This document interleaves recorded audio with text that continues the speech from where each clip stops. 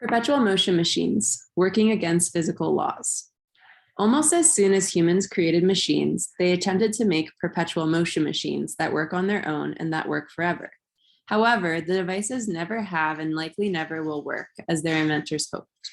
In short, perpetual motion is impossible because of what we know about the geometry of the universe, said Donald Simonik, a former physics professor at Lock Haven University of Pennsylvania and creator of the Museum of Unworkable Devices.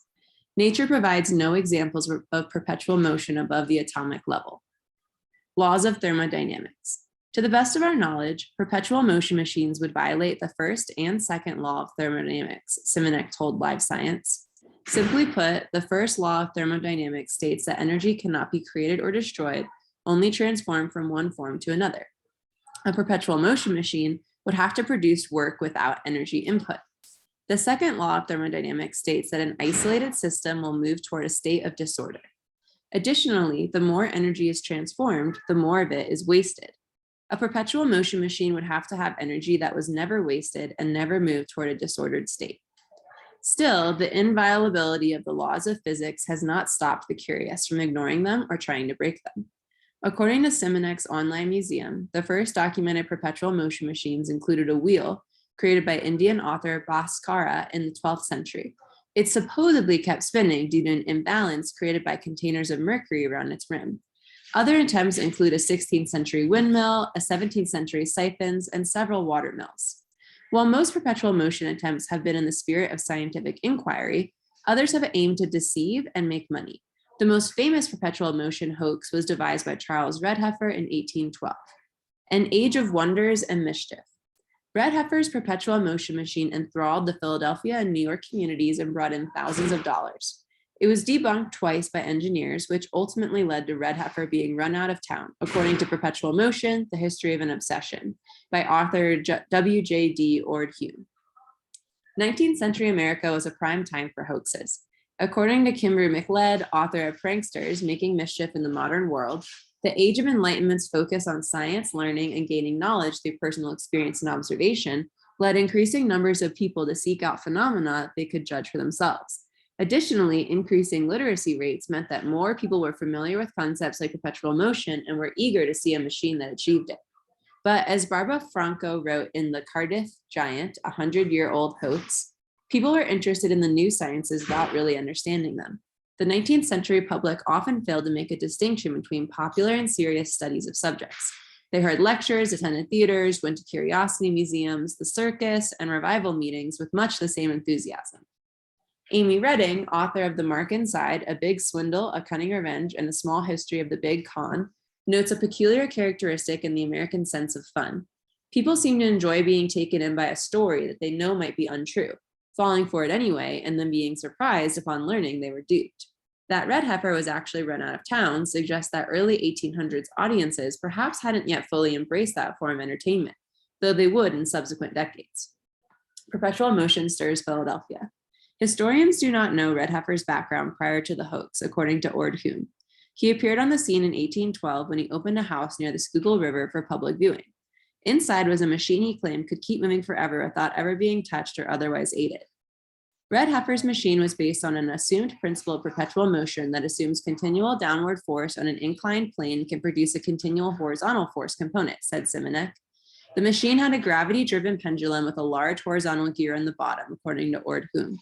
Another, smaller gear interlocked with the larger one. Both the large gear and the shaft were able to rotate separately.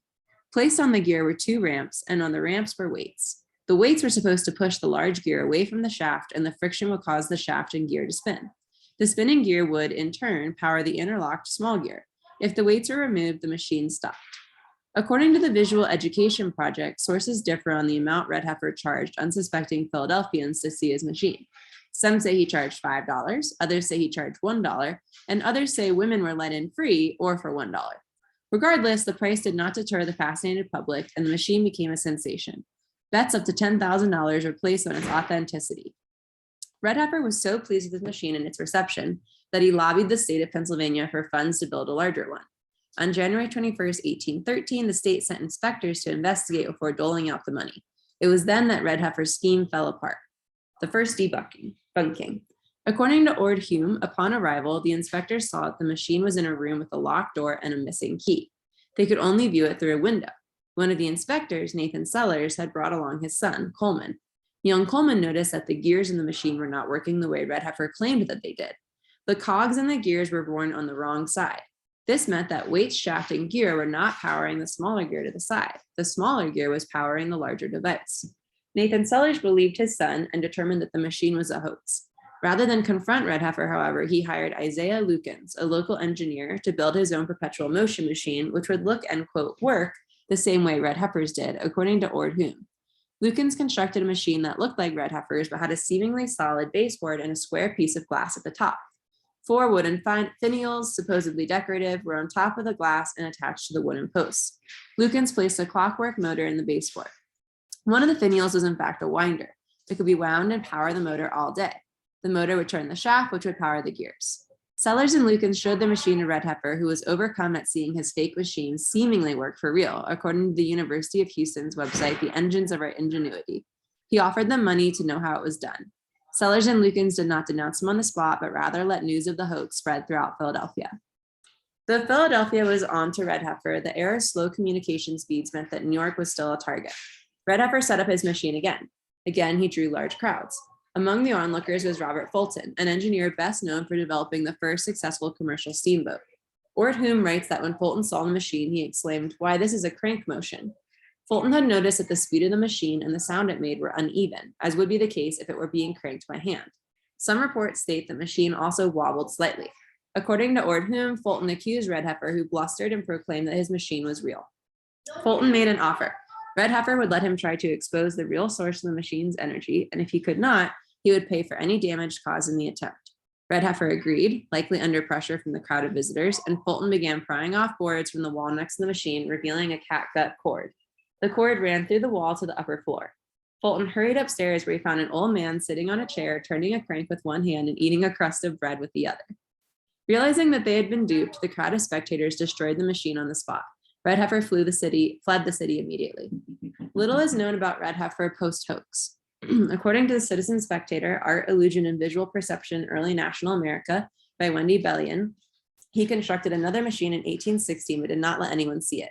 He was granted a patent for it in 1820, but nothing is known about the device or what became of Red Heifer. The patent itself was lost in a fire. The impossibility of perpetual motion. Red Heifer's hoax is history's most famous perpetual motion attempt, but it is far from the only one. Most, however, were not designed to swindle the public out of their money. Why do people continue to attempt perpetual motion machines when all laws of physics suggest they are impossible? Quote, "My hunch is that they are motivated by their incomplete understanding of physics," Simonek told Live Science. The perpetual motion machine inventors' view of physics is a collection of unrelated equations for specific purposes. They fail to grasp the greatest strength of physics, its logical unity. For example, the laws of thermodynamics do not arise by fiat. They are derivable from Newton's laws and the kinetic models of gases and have been well tested experimentally. You can't simply discard one law you don't like without bringing the whole logical structure of physics crashing down.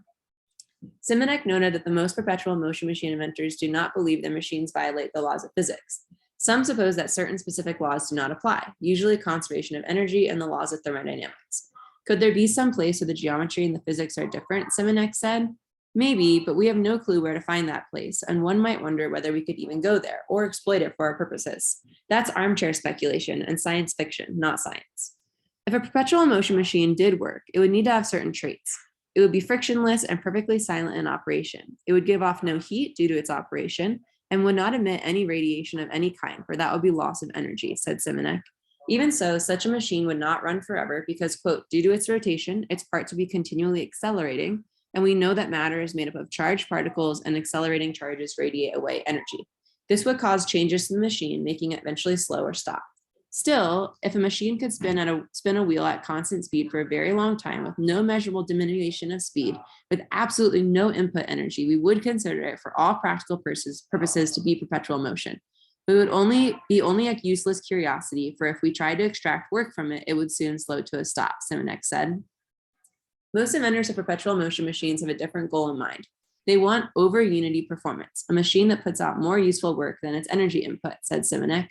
Then you would have energy left over for use. Other than swindling the public, this might have been Red Heifer's ultimate goal. Even after the hoax was revealed, Philadelphia newspapers speculated that the city had missed its chance to operate water pumps for free, according to the engines of our ingenuity.